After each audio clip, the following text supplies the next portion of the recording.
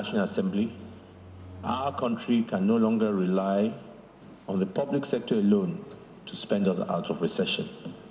It is therefore critical that we mainstream private sector business and investment in the economy.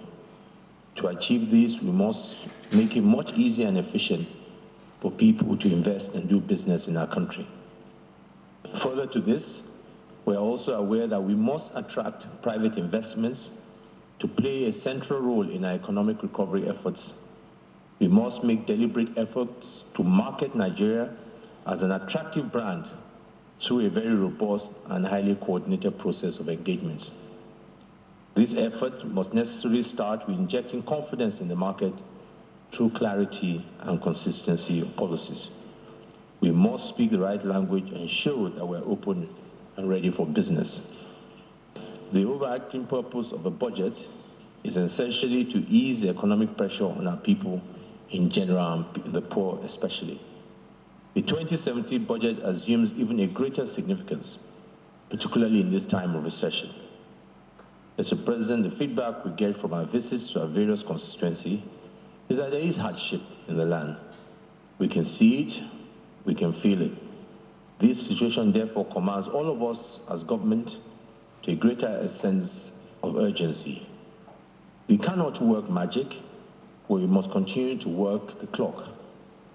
Our people must see that the singular preoccupation of government is the search for a solution to the current economic hardship and the commitment to ease their burden. They don't want to know what political parties we belong, or the language we speak, or the God we worship. They have trusted their fates in our hands, and they need us now more than ever to justify that trust they have reposed on us. The people of Nigeria will pardon us if we do some things wrong, but they will not forgive us if we do nothing.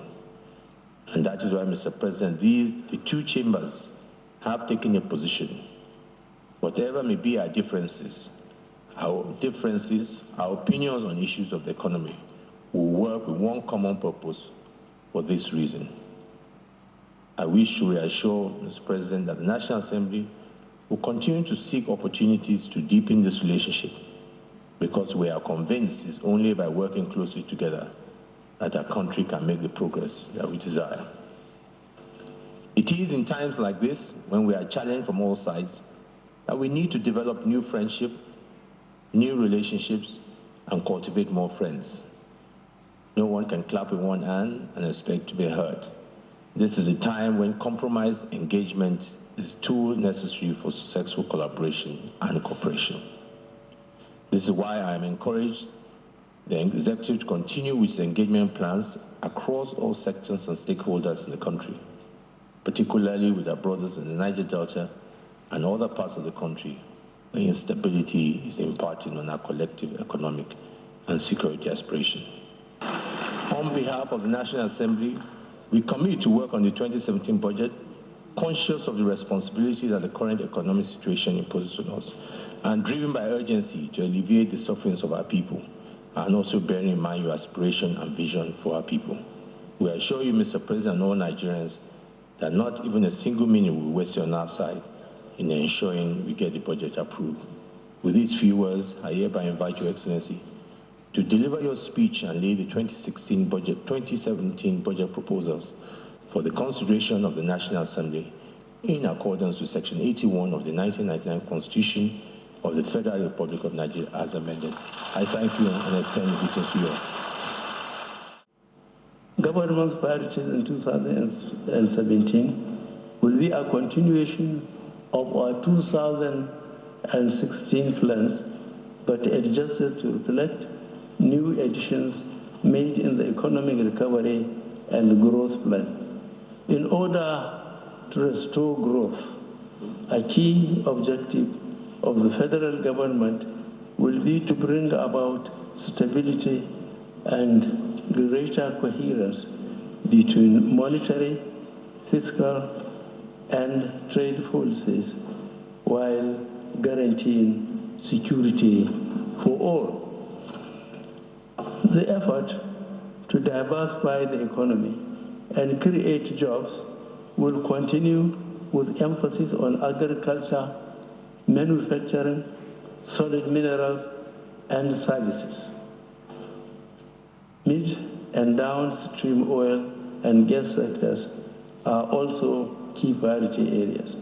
We will prioritize investment in human capital development, especially in education and health, as well as wider social inclusion through job creation, public works, and social investment. Our plans also recognize that success in building a dynamic, competitive economy depends on construction of high-quality national infrastructure and an improved business environment leveraging locally available resources. To achieve this, we will continue our goal of improving governance by enhancing public service delivery as well as security of life and property. And distinguished members of the National Assembly, the 2017 budget is based on a benchmark crude oil price of United States dollars 42.5 per barrel, an oil production estimate of 2.2 million barrels per day, and an average exchange rate of 305 naira to one United States dollars. Based on these assumptions, aggregate revenue available to fund the federal budget is 4.94 trillion naira. This is 28% higher than 2016 full year projection. Oil is projected to contribute 1.985 trillion naira of this amount. Non-oil revenues, largely comprising companies' income tax, value-added tax, custom excise and excise duties, and federation account levies, are estimated to contribute 1.73 trillion naira. We have set a more realistic projection of 807 billion naira for independent revenues, while we have projected receipts of 565.1 billion naira from various recoveries. Other revenue sources, including mining, amount to 210.9 billion naira. With regards to expenditure, we have proposed a budget size of 7.298 trillion naira, which is a nominal 20.4% increase over 2016 estimates. 30.7% of this expenditure will be capital, in line with our determination to relate and pull the economy out of recession as quickly as possible. This fiscal plan will result in a deficit of 2.36 trillion naira for 2017, which is about 2.18% of our GDP. The deficit will be financed mainly by borrowing, which is projected to be about 2.32 trillion naira. Our intention is to source 1.067 trillion naira, or about 46% of this borrowing from external sources, while 1.254 trillion will be borrowed from the domestic market. The proposed aggregate expenditure of 7.298 trillion naira will comprise A, statutory transfers of 419.02 billion naira, B, debt service of 1.66 trillion naira. C, sinking fund of 177.46 billion to retire certain maturity bonds. D, non-debt recurrent expenditure of 2.98 trillion naira. And E, capital expenditure of 2.24 trillion naira, including institutory transfers. We have increased the budgetary allocation to the judiciary from 70 billion naira to 100 billion naira. A significant portion of recurrent expenditure has been provisioned for the payment of salaries and overheads in institutions that provide critical services.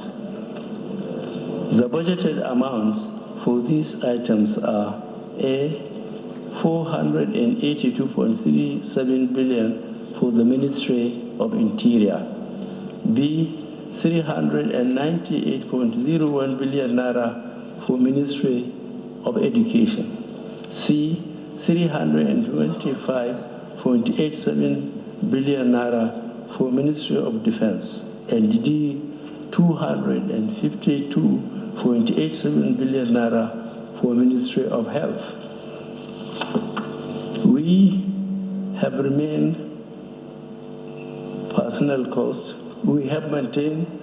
personnel costs at about 1.8 trillion naira.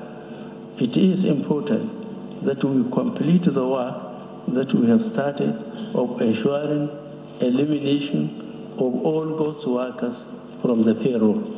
We must all put our differences aside and work together to make this country succeed. The people that voted us in these esteemed positions are looking to us to make a difference. To change the course of this nation, I have no doubt in my mind that by working together, we will put Nigeria back on the path that its founding fathers envisaged. This budget, therefore, represents a major step in delivering on our desired goals through a strong partnership across the arms of government and between the public and private sectors to create inclusive growth. Implementation will move to center stage as we proceed with the process of rebalancing our economy, exciting recession, and insulating it from future external and domestic shocks.